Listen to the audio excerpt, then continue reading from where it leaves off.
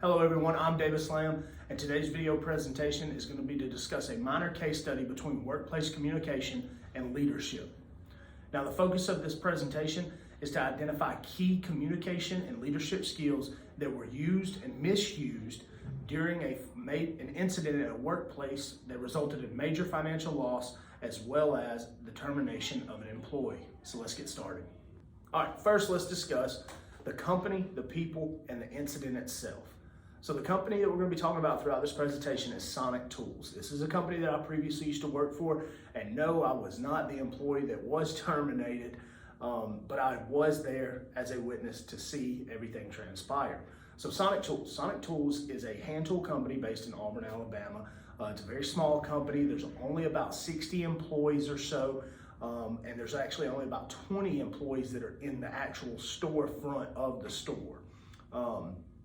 Now, there are a handful of traveling salesmen and remote employees, and the rest of the employees make up the people who are actually manufacturing and making the tools themselves. Okay, and now the people that we're going to talk about in this incident, I'm going to use pseudonyms for them. To start off with, we're going to talk about Michael. Michael is the co-founder and the president, but he also is the marketing director. Next, we're going to talk about Scott and Henry. Scott is the sales manager for the aviation industry, and Henry does the exact same role but is over the education industry. Okay, and then the employee that was terminated that we're going to discuss, his name is Ricky, who is just another sales associate.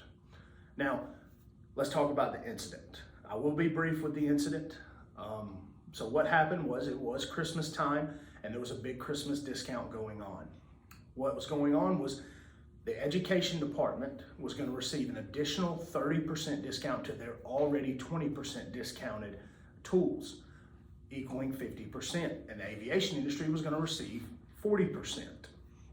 For a big Christmas discount, that's a great incentive, correct? Well, one day, Michael walks into the sales office and begins having a casual conversation with the sales associates. This is rare. He rarely ever did this. Well, Ricky then prompts Michael and asks him about the Christmas discount. Michael then goes and tells Ricky and the rest of the sales associates that the education department is going to receive the 40% discount and the aviation is going to receive the 50% discount, which, as previously stated, that is backwards. So a few days go by, Ricky gets an email from the aviation industry. The aviation industry wants to purchase some tools. Now, they have already bought tools through Ricky before, but never a big amount of tools. Well, when Ricky tells them of the 50% discount that he was told about from Michael, they are very eager to buy tools. So they go ahead and they make a huge purchase. Well, Ricky looks at what he's going to make off of commission from that purchase and is like, yes, I want this. We're going to sell these to him. Well, Ricky pushes the sale through. He rushes over to go tell Scott and Henry that he's made this huge sale. Well, Scott and Henry are actually gone on a week-long business trip during this time. Well, Ricky just has to wait it out. Once Scott and Henry return, Scott and Henry then go over their weekly sales that they had missed, and they see Ricky's sale and mention nothing of it, just give him congratulations along with the other salesmen. A month goes by. At that point, Michael now has to look over all of the sales. As the president, he looks over the previous month's sales, and he notices Ricky's sale. He is furious. He rushes over to Scott and Henry's office because Ricky has now given a 50% discount sale to the aviation industry. So he rushes over to Scott and Henry's office and he starts questioning them. And they have no idea what's going on. We did not advise him of this or anything like that. So then they ask Ricky to come into the office and speak with them as well. When Ricky comes in there, Ricky tells him, you, Michael, told me this. And Michael says, I did not say that. I did not authorize you to do this. Big ordeal, right? Well, Michael excuses Ricky. Michael leaves. Michael then goes about 2 days later and asks Ricky to come into his office, and Michael fires Ricky. And Michael never tells Scott or Henry of the firing as well. All right, now that we have talked about the people, the company, and the incident that occurred, we need to talk about who was at fault, why they were at fault, the communication mishaps, and the leadership skills that did not take place and should have. First, let's talk about the communication. I think the first thing that needs to be noted is that Ricky's feelings, him, feeling excited, feeling like he did the company something great, making a huge sale, and also receiving a great commission check from that, just doing his job, and then being terminated. That's not a great feeling, he kind of, that's very upsetting to him. But let's talk about Michael. So within the company, Michael is perceived as to have an upward distortion of communication. He comes in, he is he rarely speaks to the actual sales associates, so face to face at least, so he is perceived as a powerful man. They see him as the co-founder and the president, not really as a co-worker who is also the marketing director. They see him as someone that they are not able to speak too much. Well, due to that results in organizational silence. Okay, organizational silence comes from Torsion Robson.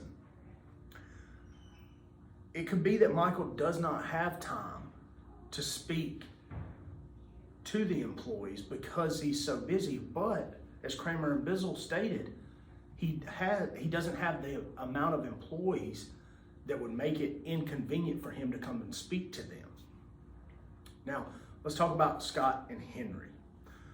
They both have better communication skills. They tend to listen more to their employees, and when it comes to making sure tasks are achieved, they are less demanding of the tasks and more asking, more, hey, will you help me out, rather than you need to do this. Now let's talk about the leadership. With Michael is more of an autocratic leadership style. He insists that a project gets done and doesn't really intend to have any input into the project or care for how the employees get it done, as long as the project gets done and is done the right way. His authority compliance management style, he doesn't care about the personal life of the employees. All it is to him is business, business, business. And like I said previously, he only cares about getting the job done. Now, Scott and Henry, on the other hand, are a little bit different. Scott leans more towards a team management style. He has the employees and the company's best interest in mind when making decisions, when asking employees to do things. He's very open, very communicative, and pretty much the opposite of Michael. Well, Henry is the middle of the road management guy. He puts in some effort to connect with the employees, not nearly as much as Scott, but definitely more than Michael.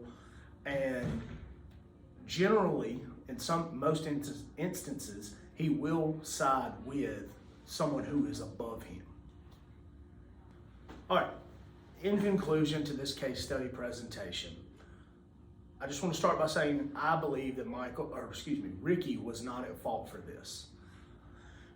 Only doing his job. That's what he was doing. He was just simply doing his job. He was doing what he was told and doing it very well, apparently. Well, when this entire incident started and Michael first became known of Ricky's sale, Michael's first thought was someone needs to be fired. Well, Michael should have been functional with the discount and the promotions and helping out the sales team and being more communicative with them in order to know what was going on, what sales were being made, and how the discount was being used. And that's all according to Keaton. The functional organization is, according to Keaton, being more hands-on, essentially. Well, Michael also should have consulted Scott and Henry before firing Ricky. He never once mentioned anything to Scott or Henry about the firing. He just simply called Ricky in, fired him, and then immediately after went and told Scott and Henry that he had terminated Ricky. The communication skills need drastic changes in this company, as well as the leadership skills, if this company is going to be as efficient as the tools they sell.